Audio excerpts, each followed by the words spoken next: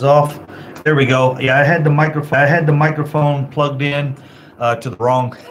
Is that better? Here we go, guys. We good? We good? No sound. Same. You got it now. It's good. We good now. In the house. What's up, Crunk? How you doing, Joe? Luca Brazzi in the house. How you doing, brother? Is the sound good now? We're good to go. Yes. Much better. Okay. Yeah, I apologize, guys. I had the microphone plugged in. I'm having trouble with one of these cables, and I can't figure out which one it is. So, all right. Thanks, guys. Appreciate it. Hey, I'm still on this Dez train. You know, I would like to see Dez come in and be part of the Cowboys again. It's just I think it's a frustrating situation. I do think the Cowboys were interested in looking at Dez. You guys know our offense, the receiving corps is ranked like 31. Our offense is ranked not very well. As in addition to that, I know Dak and Zeke are doing what they can. I just think they're being overpowered a little bit as far as offense goes. Our defense is playing outstanding, and to me, it's crazy how the offense and the defense have switched positions here in the last few years. You know what I'm saying? I know what Jerry Jones said, and I know the reason it was said is basically he kind of came out on Twitter and made some small comments, made some things, and he really never said anything about coming back to the Cowboys. He said, I would love to play for the Cowboys, and I'm working out, and I'm going to try to look at some things next week. And the Cowboys didn't like it. I think they're being overly sensitive. I think that's ridiculous. You know, people use social media these days. If the picture's cutting in and out, I think the internet here at this time in the morning, everybody's up running around and work is starting. So I won't run the show too long, but I did want to try and get in. Probably, sorry, Luca. It's the Luca Brazzi. It's the Wi-Fi here right now in the morning. I'm getting that fixed today again. We only have one. Yeah, I was here the last game. I closed the channel down a little early for the same reason. I was having to watch the game on the internet. I was watching the game over. What's up, Armando? How you doing, brother? I was watching the game via internet through Roja Directa. So Roja Directa, is a website I use to watch the game. Running that website, trying to run a YouTube live stream and all those things. I will be here Saturday night. If you guys want to watch the fight tomorrow night, I'll do a live stream for the Conor McGregor UFC fight tomorrow. So that'll be like at 4 a.m. in the morning here, but I'll be up for that. There's no way I can sleep through that. I want to see what happens with that. So let me get the TV here situated. Didn't really prepare the room. I didn't plan on doing a show this morning. It is 6:30, 6:45 in the morning. Yeah. So if you guys want to jump in tomorrow night, I'll be here. Even though it's not a Cowboy event, I do like to get my UFC in, especially something like this. Luca Brazzi, I've been over here. Hey, what's up, Jackie? How are you doing? We're just going over the Dez Bryant thing. As you know, we were talking about it. We were also talking about, I want to discuss the ability for us to get turnovers and takeaways like you were discussing on Mark's channel. I'm really surprised that hasn't happened with usually with sacks and with pressure on quarterbacks. Those turnovers come automatic. They're going to make bad throws. We're going to get some strip sacks. We're going to get other things like that. I really can't believe we don't have any interceptions. I thought by now we would have somewhere between 5 and 6, a little more than one a game. But that just hasn't happened. And we've got the pressure there. D-Law is leading the league D-Law's leading the league in sacks. And our D-line is looking good. Our linebackers are looking good. Our corners are looking great. And the only concern I have in Houston is the tackling of our safeties. If our safeties don't tackle well, guys, these guys will take it to the house. They're quick, they're fast, they're strong. Texas has some very good. We need some strip sacks this weekend, and we need some interceptions. And we need Dak. And what I was talking about when I was talking with Mark Holmes to come out of the closet, I don't know if that's Dak being scared to throw the ball a little bit, or if it's the coaching staff still kind of coddling him, and making sure he's okay and they don't turn the ball over. But whatever it is, Dak needs to let it rip. Dak needs to put the ball down the field. Like I was saying during the, and this is all the time. It's not just the one play I want to discuss, but during the Patriots game, Tom Brady had some time. He was back there, and when he let that ball rip to Josh Gordon wasn't particularly open. He had two defenders on him, and Josh Gordon made that play, and that was the touchdown that pretty much sealed the game. And Dak has to be able to do that. He has to just let the ball rip. Zeke Elliott wasn't really wide open when he caught that pass running down the sideline. He ran the wheel route. He wasn't particularly wide open, but he wants to protect. Yeah, I understand, but that's what I'm saying. He's being overly cautious. Maybe not scared. I don't think he's necessarily scared. What I'm saying is he needs to let the ball rip. He has to say, hey, interception or no interception, I've got to put this ball up. And what happens most of the time? What happens most of the time is, he threw the ball before Zeke was open, and that's what we got to trust. He has to trust his arm, and he has to trust what's going on. And I'm not dogging Dak.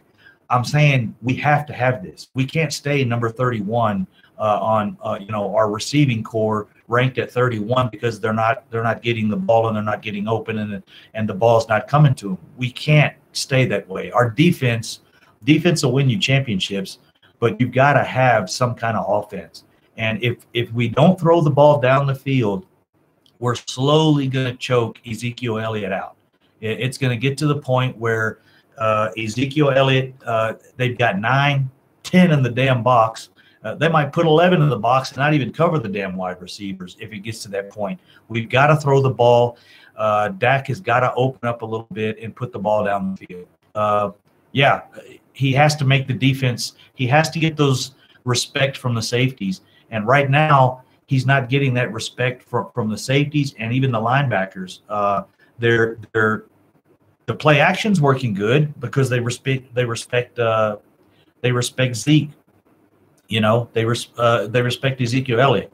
So I think it'll come along. I'm concerned about it, but I like Dak. I think he can do it. I don't think of course, I don't think he'll ever be like Aaron Rodgers or even like Kirk Cousins and some of these guys that have better arms. And I went down to Kirk Cousins because I'm just saying Dak has things that he does better than Kirk Cousins. He protects the ball. He's really safe. He's really cautious.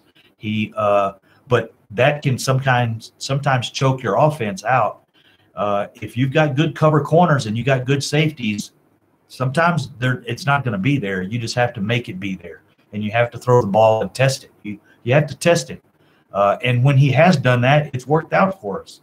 He has 2 interceptions for the whole season. He's doing fine on interceptions. I would prefer a couple more interceptions and 7 or 8 or 9 more touchdowns. At the rate he's going, let's say he has 4 touchdowns now and 2 interceptions. So I would prefer 2 more interceptions and 4 more touchdowns. Give him 8 touchdowns and 4 interceptions. I'd be happier with that than 4 and 2. It's just not enough offense for us to generate wins. But it's not dogging Dak out. It's just dogging the coaching staff out. They've got to get on Dak and say, hey, man, throw it. Do your thing. We trust you. Trust yourself. That's what has to be done. Hey, Crank, he needs time to throw. Yeah, I agree also. The line is coming around. It took Looney a little time to get these things rolling. What's up, my brother? Hey, Juan Mendez, how you doing? Hadn't seen you in a while, man. Nice to see you again. Dak has to run. Also, 100%. Jackie, you're on point. They need to do some naked bootlegs. Let Dak run it a little bit. They need to do a few more RPOs and tell Dak he needs to keep it a little bit. He's a big, solid guy. He's not going to get hurt. He needs to be prepared to slide. and he's good at that. Yeah, I'm up already. I've been up. Stevie Mack what's up, bro? How you doing? I've been up since 3:30. I get up. Baseball game was on. There was some other things going on, so I don't really care about baseball. But I wake up, the TV's on. If something sports-wise is on, I watch it. But Dak has to run, and also cannot hold on to the ball. Everyone says he's a dink and dunk. Hey. No, there's nothing wrong with dink and dunk, but when we dink and dunk, it has to be accurate, because when a receiver is 12 feet away or 12 yards away, that ball's coming quick. You don't have time to react and move your hands up, and the ball has to be in your chest area, or you're going to catch part of the ball and tip it up, and we see that a lot. But let's see, Albert Paez. Let me see. Hey, Crunk. He needs time to throw. Our 2 losses, he had been sacked 10. Yeah, I 100% too. Yeah, you got to have time, and when Dak has time, he does great. And he needs to cut it open though, and throw the ball down the field a little bit, and trust his arm and trust his receivers. And I still would like to have a playmaker.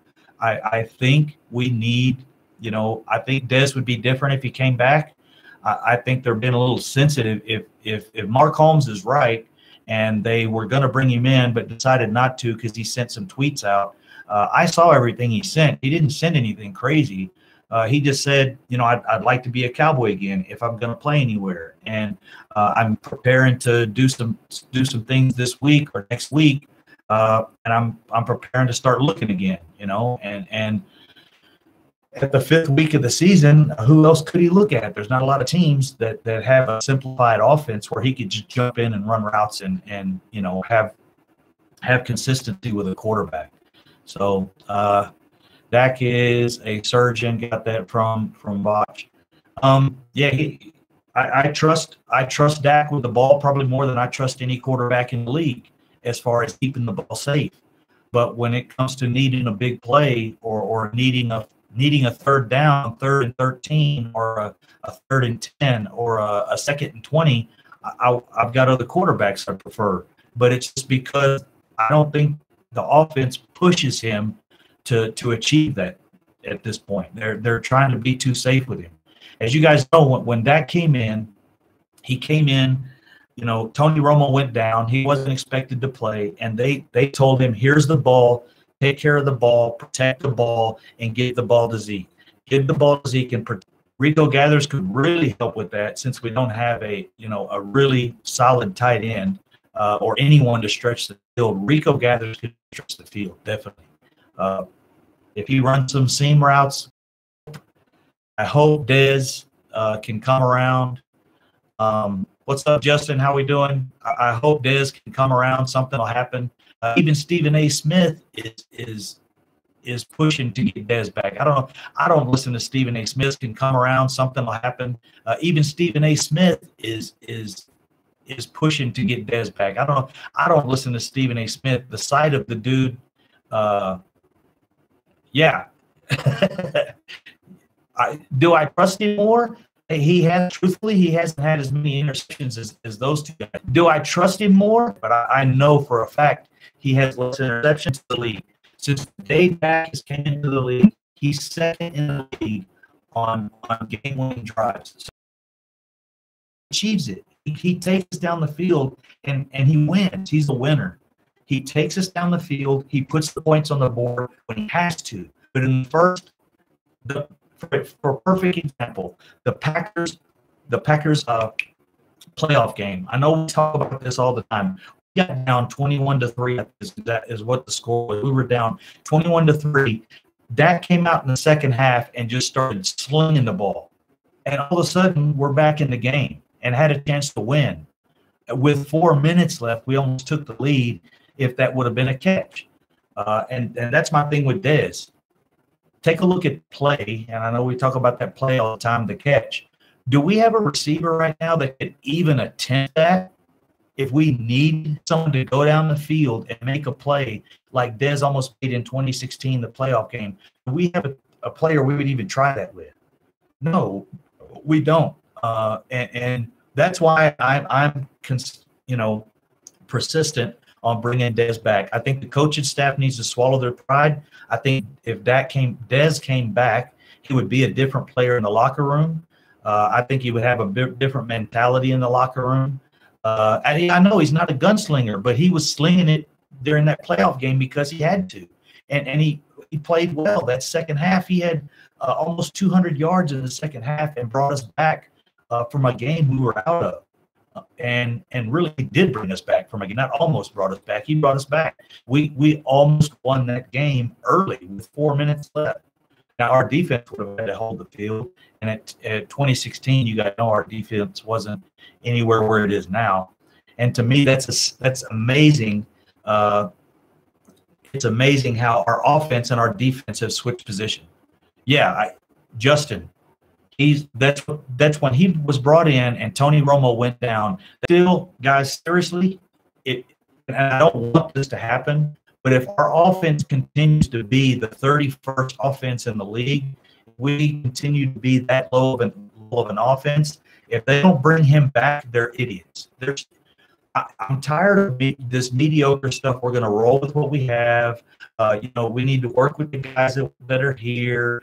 We need to, get these guys, get the rhythm down a little better with it. Now, look, man, if it's not going good, do something.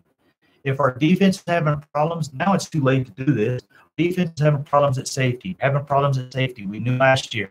We knew it before the draft. They let Earl Thomas slide out of their hands, and now he's injured. Not saying he wouldn't be injured if he was here with us, but they should have took that risk before. Dez would be a problem for the team because he shouldn't have done him like that. Jones doesn't want to own it if he proved him wrong.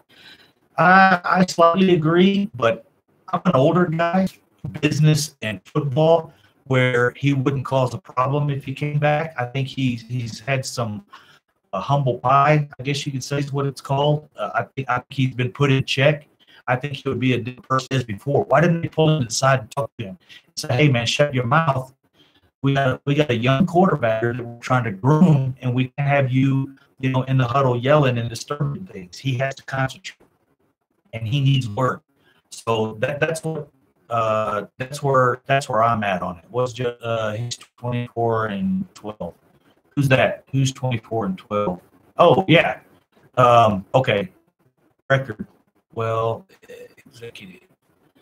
execute. Yeah, they need to execute. I agree. It will be interesting in seeing what they pay Dak. That's also a very, very interesting topic. What's going to happen with Dak?